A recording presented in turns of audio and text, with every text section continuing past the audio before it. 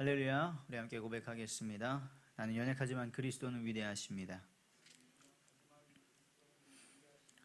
또 고백하겠습니다. 나는 이 시대를 깨우는 파수꾼입니다. 아멘. 오늘 나눌 말씀의 제목은요, 내가 여호와인 줄 알리라. 내가 여호와인 줄 알리라 입니다. 하나님께서 에스겔을 파수꾼이라고 부르셨습니다. 선지자인데, 제사장인데, 또 지금 에스겔이 해야 될 것은 파수꾼이다. 깨워야 한다. 의인들을 깨워야 하고 악인들을 깨워 돌이켜야 한다. 라고 말씀하셨습니다. 사명이 주어졌고요. 책임이 있죠. 그런데 그 이전에 중요한 것은 하나님께서 부르셨다는 것입니다. 우리가 여러 가지 직분이 있습니다. 교회 안에서 있고요, 가정에서 있고, 그런데 그 이전에 하나님께서 우리를 부르셔서 그 직분으로 세우셨다는 것입니다. 그래야 우리가 하나님께, 우리를 부르셔서 세우신 그 하나님께 은혜를 구하고 지혜를 구하고, 결국에 그 모든 책임을 다하여서, 사명을 다하여서 어떻게 하겠습니까? 하나님께 영광을 돌리게 되겠죠. 에스겔에 하나님께서 파수꾼의 역할을 주셔서 원하셨던 것은 그 땅에 칼이 임한다. 왜냐? 죄악 때문에. 그래서 나팔을 불어서 백성을 경고해라. 근데 그 소리를 듣고도 정신을 차리지 아니하면 그 피가 자기에게로 돌아간다. 중요한 것은 하나님께 우리가 범죄했다는 것을 알아야 하겠고요. 에스겔도 알았습니다. 에스겔이 특별히 그들보다 더 의롭고 그들보다 더 나아서 하나님께서 부르신 것이 아니라는 것을 알았습니다. 우리 모두도 마찬가지죠. 하나님께서는 모든 사람이 하나님이 여호와인 줄을 알고 구원받기를 원하시는 줄 믿습니다. 오늘 읽으실 33장에서 36장에 보면 하나님께서 이스라엘과 또 이스라엘 옆에 있는 에돔 족속에 대한 심판을 말하십니다. 이스라엘은 어떤 상태였습니까? 에스겔이 깨워야 되는 이스라엘의 상태는 33장 18절에 보시면 의인도 돌이켜야 되는 상태이고요, 악인들은 당연히 돌이켜야 되는 그런 상황이었습니다. 그런데 33장에 보시면 이스라엘이 아브라함이 자기들의 조상인 걸 압니다. 자기들이 어디에서 이렇게 민족을 이루게 되었는지를 알고 있어요. 그런데 문제는 그 아브라함을 부르신, 자기들을 하나님의 백성으로 세우신 하나님을 잊어버리고 우상 숭배를 하고 하나님의 말씀에 불순종을 하는 것입니다. 너희가 고기를 핏째 먹으며 너희 우상들에게 눈을 들며 피를 흘리니, 그러면서도, 그런 행위를 하면서도 이 땅이 우리의 기업이다, 우리의 조상은 아브라함이다, 이러고 있는 것입니다. 너희가 칼을 믿어서 가증한 일을 행하며 각기 이웃의 아내를 더럽힌다. 그러면서도 이 땅을 하나님께서 우리에게 기업으로 주셨다. 우리가 성전이 있다. 이렇게 생각하고 있는 것입니다. 그리고 34장에 보시면은 어떻게 하고 있냐? 자기만 먹는 이스라엘의 목자인데 양떼들을 돌보지 아니하고요, 자기들의 배만 불리고, 그리고 살찐 양을 잡아서 그 기름을 먹으며 그 털을 입되 양떼는 먹이지 아니한다. 자신들의 욕심만 채우는 그런 상태가 되어버린 것입니다. 사실 지금 저희와 또 우리 대한민국이 굉장히 깨어서 기도해야 될 부분이죠. 이스라엘이 왜 그렇게 했겠습니까? 하나님께서 복을 주셔서 잘 살고 평안하고 풍요로워지니까 하나님께서 원하시는 것에 마음을 두지 못하는 그런 상태가 되어버린 것입니다. 그렇다면 하나님께서 육신의 복을 채워주시면 다 타락하느냐? 그렇지 않죠. 그러나 하나님께서 성경에 이것을 기록하여 우리에게 주신 것은 그럴 수 있다. 우리의 죄성이 그렇다는 것을 분명하게 보여주시는 것입니다.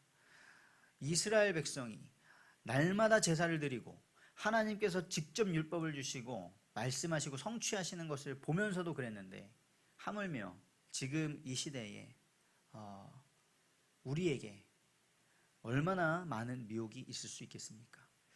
그래서 사실 이 새벽을 깨우는 것, 이 새벽을 깨운다고 해서 우리 성도님들에게 하나님께서 즉각적인 어떤 보상을 주시는 것이 아닐 텐데, 그럼에도 불구하고 새벽을 깨우시고, 그럼에도 불구하고 주중 예배를 위하여 시간을 내시고 애를 쓰시고 성경을 읽으시고 묵상하시고 하나님 앞에 더욱더 서기를 소망하며 힘쓰시는 우리 성도님들, 하나님께서 큰 은혜를 주실 줄 믿습니다. 이스라엘은 이런 상황이었습니다. 그런데 그 옆에 에돔은 사실 에서의 후손이죠. 그러니까 같은 뿌리입니다. 형제입니다. 그런데 그들을 심판하시는 이유는 무엇이었냐면요, 35장에 뭐라고 하시냐, 에스겔에게 말씀하십니다. 인자야 네 얼굴을 세일산으로 향하고 그에게 예언하여 이르기를 주 여호와께서 이같이 말씀하시되 세일산아 내가 너를 대적하여 내 손을 네 위에 펴서 네가 황무지와 공포의 대상이 되게 할 것이다. 왜 하나님께서 세일산 에돔 족속을 이렇게 하기로 하셨냐? 35장 5절에 보시면요, 네가 옛날부터 한을 품고 그냥 좀 어떤 안 좋은 행위를 한 게 아니라 마음에 한을 품었대요. 우리가 마음에 한을 품으면 어떠한 말과 행동이 나오는지 아시죠? 근데 그 한을 품고 뭐 했냐면 이스라엘 족속의 환난 때에, 곧 죄악의 마지막 때에 칼의 위력에 그들을 넘겼다. 이스라엘이 환난을 당합니다. 왜 당하죠? 죄악 때문에. 그런데 그들은 형제입니다. 그들이 환난을 당합니다. 그럼 어떤 마음을 품어야겠습니까? 안타깝다. 저들이 다시 하나님 앞에 돌아와야 할 텐데, 우리도 저렇게 죄악에 빠지지 않도록 조심해야겠구나. 함께 기도하고 함께 세워가야 될 그런 형제 족속이 그들이 넘겨지도록, 그리고 한을 품고 그런다는 것입니다. 그리고 10절에서는 네가 말하기를, 에돔 족속이 말한 것이죠. 이 두 민족과 이스라엘과 우리 에돔 족속과 두 땅은 다 내 것이며 내 기업이 되리라 라고 교만함 속에 말을 했다는 것이죠. 우리는 이 이스라엘과 에돔 족속을 보면서 오늘 우리는 어떤 마음을 품고 있는가 한번 돌아보기를 원합니다. 주일과 월요일에 교회학교 수련을 하면서 주제를 스마트폰으로 무너진 주권을 세우자 라고 정했었습니다. 그것은 이 시대에 스마트폰이 워낙 큰 문제가 되기 때문이었죠. 하지만 스마트폰 자체가 악이냐, 스마트폰 자체가 우상이냐, 다 이 세상에 사라져야 될 것이냐, 그렇지 않습니다. 중요한 것은 우리가 어떤 마음으로 그것을 사용하고 지금 우리가 살아가느냐가 중요한 것이죠. 스마트폰의 시대도 갈 수 있습니다. 계속해서 인공지능이 발달하면서요, 이제는 뭐 스마트폰이 아니라 안경으로 다 할 수 있도록 하는 그런 기계도 개발되고 있는데, 기술의 발전은 어디까지 갈지 저희는 알지 못합니다. 중요한 것은 우리의 영혼, 우리의 마음이 변하지 않는다는 것입니다. 그래서 우리의 마음을 어디에 두고, 어디에 기준을 두고 어떻게 세우느냐, 그것이 가장 중요합니다. 그것은 처음에 하나님께서 선악과를 에덴 동산에 두셨을 때부터 마찬가지였습니다. 자신의 마음을 돌아보지 아니하고 하나님의 의로우심을 바라보지 않는 자들은 왜 하나님께서 선악과를 만드셨냐라고 합니다. 똑같은 말이죠. 왜 하나님께서 사람에게 스마트폰을 만들게 하셔가지고 지금 수많은 사람들이 음란과 폭력과 범죄에 빠지게 하느냐, 말도 안 되는 핑계거리일 뿐입니다. 그래서 오늘도 우리의 마음을 하나님 앞에 세우게 하시는 그 하나님의 은혜에 감사드립니다. 오늘 36장에 말씀하시죠. 내가 새 영을 주고 새 마음을 주고 내 영을 너에게 주어서 내 율례를 행하게 하겠다. 우리가 하나님의 말씀을 따라 살아가는 것, 우리가 이 시대에 우리도 지금 먹고 살기 힘들어 죽겠는데 이 시대를 깨우는 파수꾼의 역할을 하려고 하는 마음이 생기고, 그 역할을 조금이라도 감당할 수 있다는 것은 무엇입니까? 하나님의 은혜가 우리에게 임한 것입니다. 그래서 우리는 알아야 됩니다. 왜 이 시대를 깨우고 왜 파수꾼의 역할을 감당해야 됩니까? 하나님을 아는 것이, 여호와 하나님을 아는 것, 창조주를 아는 것, 우리의 구원자를 아는 것이 복이기 때문입니다. 하나님께서는 자신의 기쁨이 뭐라고 하셨냐면요, 33장 11절에 너는 그들에게 말하라. 주 여호와의 말씀이니라. 나의 삶을 두고 맹세하노니 나는 악인이 죽는 것을 기뻐하지 아니한다. 악인이 그 길에서 돌이켜 떠나 사는 것을 기뻐한다. 이스라엘 족속아, 돌이키라. 너의 악한 길에서 떠나라. 어찌 죽고자 하느냐. 하나님의 기쁨은 악인이 그 죄 때문에 심판당하고 멸망당하는 것이 아닙니다. 그들이 그 길에서 돌이켜서 구원받는 것이 하나님의 기쁨인 줄 믿습니다. 우리에게도 그 기쁨이 임하기를 원하기 때문에 하나님께서 주신 그 사명을 감당하는 것이죠. 33장 29절에서는요, 이스라엘을 황폐하게 하신답니다. 그런데 그래서 그 땅을 황무지와 공포의 대상이 되게 하면 그 목적이 무엇입니까? 그때에 내가 여호와인 줄을 그들이 알리라. 이스라엘을 황폐하게 하시는 이유도 하나님이 하나님 되심을 알게 하려는 것입니다. 그런데 하나님께서는 이스라엘을 그렇게 황폐하게 두시는 것이 아니라 34장 27절에 보시면 밭에 나무가 열매를 맺으며 땅이 소산을 내리니 그들이 그 땅에서 평안할지라. 그들을 건져낸 후에 하나님께서는 이스라엘을 건져내실 것이라고 약속하셨습니다. 그런데 그 건져내는 목적도 무엇이냐? 내가 여호와인 줄 그들이 알겠고. 하나님께서는 형제 족속인 에돔 족속도 멸하기로 하셨죠. 35장 4절에 보시면 내가 네 성읍들을 무너뜨리며 네 황폐하게 하리니 네가 나를 여호와인 줄을 알리라. 하나님은 에돔 족속도 하나님이 여호와인 줄 알기를 원하셨습니다. 9절에서도 네 성읍에 다시는 거주하는 자가 없게 하리니 내가 여호와인 줄을 알게 하리라. 35장 15절에서도요, 이스라엘 족속의 기업이 황폐함으로 네가 즐거워한 것 같이. 이스라엘 족속이 황폐하게 되었는데 에돔 족속이 기뻐했습니다. 이런 악한 마음을 품었는데요, 그 결과 내가 너를 황폐하게 하리라. 세일사나 너와 에돔 온 땅이 황폐하리니 내가 여호와인 줄을 무리가 알리라. 하나님께서 황폐하게 하시는 이유도, 죄악에 대해서 심판하시는 이유도, 거기에서 다시 건져내시는 이유도 다 무엇입니까? 여호와인 줄 알게 하시려고. 36장에서는 하나님께서 이스라엘 회복하시는, 하나님께서 복을 주시는 약속을 하십니다. 36장 11절에 내가 너희 위에 사람과 짐승을 많게 하되 그들의 수가 많고 번성하게 할 것이라. 너희 전 지위대로 사람이 거주하게 하여 너희를 처음보다 낮게 대우하리니 내가 여호와인 줄을 너희가 알리라. 하나님의 목적은 처음부터 하나님이 하나님 되심을 알게 하는 것이었습니다. 왜냐?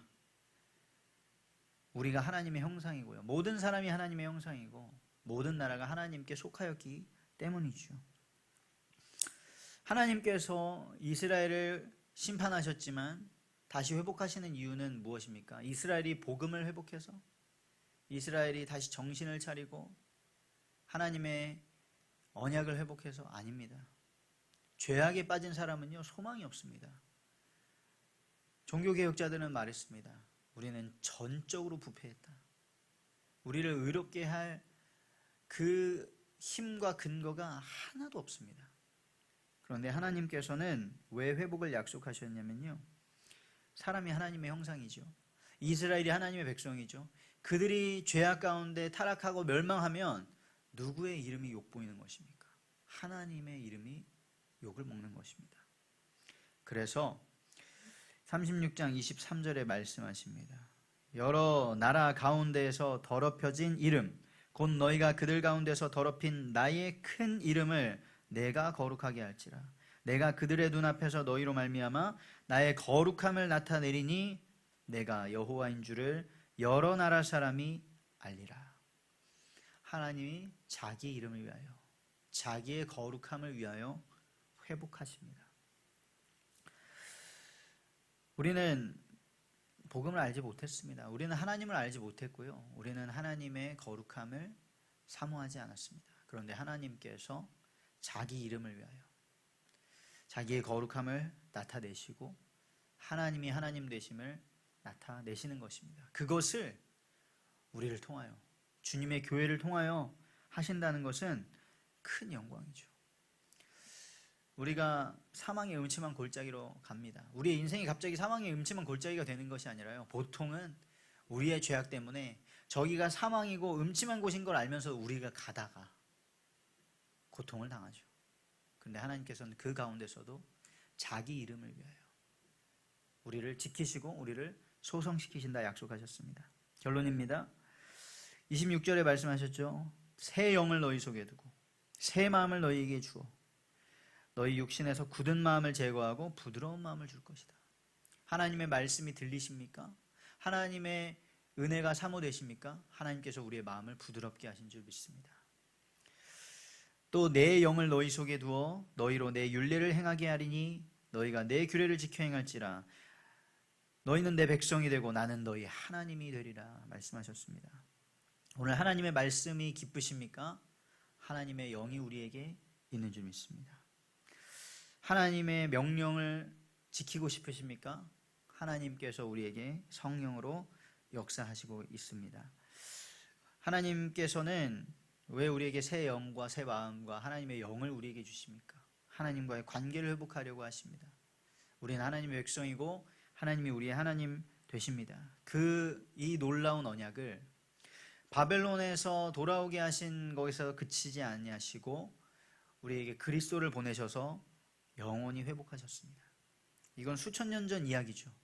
그런데 오늘날 우리가 하나님의 말씀을 읽으면서 하나님의 영으로 하나님의 뜻을 따라 우리가 하나님의 백성으로 살아가는 것은 하나님의 독생자 예수 그리스도께서 우리의 모든 죄를 담당하시고 하나님의 말씀으로 우리를 정결하게 하시고 그 피로 우리를 씻으시고 사셔서 우리가 하나님의 백성 된 것인 줄 믿습니다. 오늘도 이 구원으로 감사하고 감격하는 저와 우리 모든 성도님 되기를 원합니다. 이 예수 그리스도의 이름을 힘입어서 그 십자가의 언약을 힘입어서 죄로 미혹하는 사단과 또 이 세상의 풍조와 나 자신을 다 싸워 승리할 수 있습니다. 37절에 이렇게 말씀하십니다. 주 여호와께서 이같이 말씀하셨느니라 그래도 이스라엘 족속이 이같이 자기들에게 이루어 주기를 내게 구하여야 할지라. 하나님은 이미 하나님께서 하실 일들을 다 말씀하셨습니다. 우리와 상관없이 하나님의 언약을 이루실 것입니다. 그런데 하나님은 우리가 기도하기를 원하십니다. 왜입니까? 하나님은 우리와 관계하기를 원하시는 것이죠. 제 아기들이요 저한테 밥 달라고 안 해도 밥 줍니다. 옷 입혀달라고 안 해도 옷 다 사고요 합니다. 그런데 아이가 와서 맘마 하면 기쁩니다. 그래 같이 밥 먹자.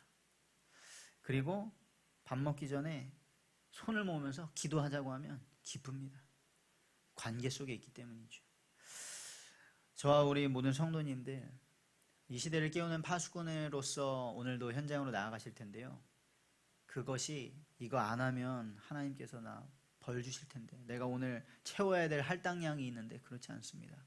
하나님과의 깊은 관계 속으로 우리를 구원하시려고 독생자 예수 그리스도까지도 내어주시고 성령으로 우리와 함께 하시는 그 하나님과의 깊은 관계 속으로 나가기를 원합니다.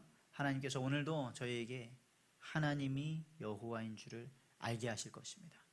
하나님이 여호와인 줄을 모든 우리 현장에서 나타내실 것입니다. 그 축복 누리시기를 주님의 이름으로 축복합니다.